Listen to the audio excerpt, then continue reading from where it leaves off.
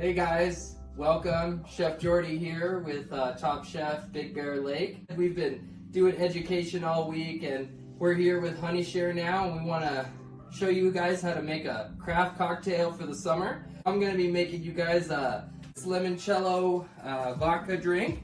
We got some ice here of our vodka here. Okay, about 2 ounces of vodka.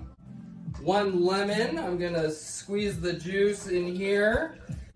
Get that nice little infusion of lemon to vodka. We're gonna use a little limoncello.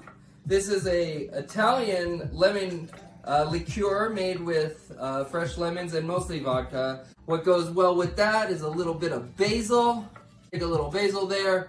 Boom, spanking time. Wake up those aromatics, flavors, boom, boom. Get our ice, and the shaker really. Shave that ice, woo, nice and frosty. Woo-hoo. Top it with a little sparkle, sparkle. Voila. Cheers, Big Bear. See you around. Chef Geordie, Big Bear Lake Chefs. Yoo-hoo!